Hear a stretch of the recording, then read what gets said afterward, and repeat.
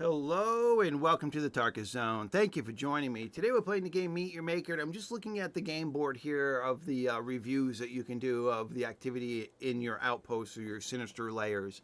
And the last activity I got was at 7:17 a.m. this morning, which was quite a while ago. But that's the way the game works, is you end up in people's lobbies, and if they choose to do your content, they do. If they don't, then they don't. That's how it works. But the activity in the game has gone up dramatically after the last few days because they got the game on a free to play for 5 days, I believe it was. So I think you maybe have 3 more days on that. And they dropped the value of what it costs to buy the game if you enjoy the game. So the first one we have at the very top is Outpost Cheese. It got 6 deaths and the person got it. A little, about 13 minutes in there, and that's a pretty good showing. Then we have the Falls where we had 17 and the person got it. So the 2 outposts are doable. And then we have the Arena where the person gave it 7 tries and gave up. And then we have the Arena, a person gave it 3 tries and gave up. Then we have the Arena where the person didn't die at all and got the Genmat. They were there 16 minutes. So they systematically tackled the outpost the way they should have. Probably slow-mo. I have to watch it, but slow, steady, clean it, no deaths. So the Arena took no victim there on that one. And then we have the Falls. The person only tried once and gave up, less than 2 minutes. I don't know what kind of outposts they're looking for. I don't know what this Wi-Fi guy is looking for, but if he's just looking for easy peasy, he's in the wrong category because these outposts are in brutal. So to go in there for 1 death and say, no, this is stupid, I mean, that's just, I don't get it. Why would he even bother trying? I mean, this person did 4 and gave up. That's appropriate. 4, 5 deaths, appropriate. They, 4 and gave up, and that's all right. And then we have Outpost Cheese, again, 18-5. They got it 14 minutes. Duo pairs. Duo pairs are a little easier for the game because you can res each other. So if one person is playing cautious, then that person is always available to res the other person. So you can really push right through it. It's almost like a Phoenix pod on steroids because you don't run out of them. Because there's got one person that's running cautious in the back and always staying in the back. And the guy in the front's pushing forward but dying, but activating all your traps while he's doing it. So he's a patsy kind of thing. He goes, activates the traps and dies. Then the other guy sneaks in and reses them. You see a lot of that in Outposts where they're not really, they're just dying up purposely to get the traps to activate. But how I combat that is I use a lot of traps that are not one and done. I use a lot of traps that are reactivating, meaning that they're running all the time. So they're going to have to deal with my traps. All right, so the Falls, here's a good example of how the Falls does. 17 and 32, almost 30 minutes in there. Then Outpost Cheese again, 18 kills, and the person gave up. And then we have the Arena again, where 10 and 16, and they gave up. They pulled the ripcord. And then this one here is my run loop base. I looked at this one just to see if they had got the concept. They did.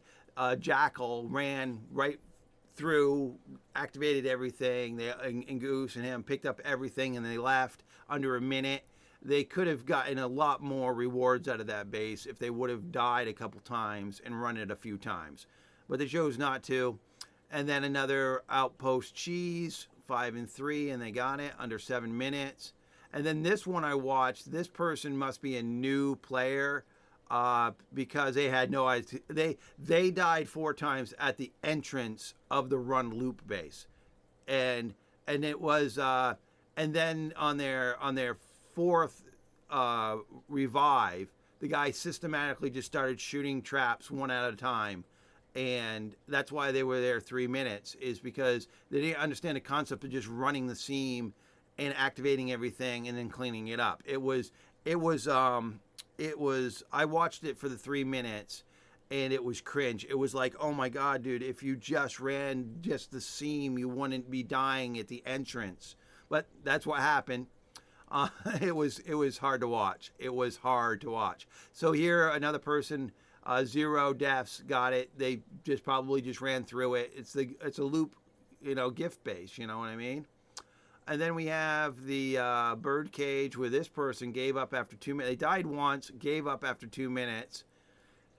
And then we have this run loop base. I watched this one here, and they knew exactly what they were doing. It's right off the bat, they ran the seam, got all the rewards, they died. They ran the seam, died, ran the seam, died. And a couple of times of these deaths here with them shooting each other. I think they were trying to reward me for deaths. So they were shooting each other and killing each other. So that's why those are higher than normal, because normally you don't push past 5 deaths in the gift base or the run loop bases. Then we've got the bird cage again. This gets us to yesterday at 6 p.m. And they were able, this duo pair were able to do it. Then this person gave up. This is, again, the bird cage, 6 and 9. They were able to do it. And then another run loop base. And this puts us at noon. So this puts us at noon yesterday. So from it's 3 p.m. or a little after 3 p.m. my time. So this is the activity that I got basically in 24 hours. It's not bad. It's not amazing. It's definitely more activity. There's definitely more activity going on with my bases, which is nice. So let's just go over to here and look at the command center here and just look at the bases that I have active. Now the run loop base, the gift base, where I'm just giving you tokens, is only going to have, it's going to have the fewest number of deaths. Because there are people that just don't understand the concept of doing it a few times. They just go in, 0 deaths, and leave. So that's 17 is okay, I guess, for that base. The arena is at 36, and these numbers are for the 24 hours. So the last time I checked the bases about 24 hours ago. And so you got 36 there. The falls ended up being 71 so far, and it's not complete yet. And then Outpost cheese is at 55. Now this one, the bird cage, I just activated this like 5 minutes ago, but that had 45 in it. So when you got to go in and activate it, and then when you leave, it cleans it out. So that was at 45. That's reactivated. So basically, those are my bases that are running currently. So the gift base is almost done. Got 413 Genmat. And that's it. I mean, when this gift run loop base goes down, I will put King of the Hill back up. And King of the Hill is right here. The last time I ran King of the Hill, I had 28 deaths in it. So I'll be replacing the gift base with that base. And that's it, folks. I mean, it's really been more activity. I think it's because the game's on the 5-day play for free for the next few days. And then people will hopefully buy the game and are enjoying the game with all the new content. Well, okay, that's it. Well, thank you for joining me. And this has been the Tarkus Zone.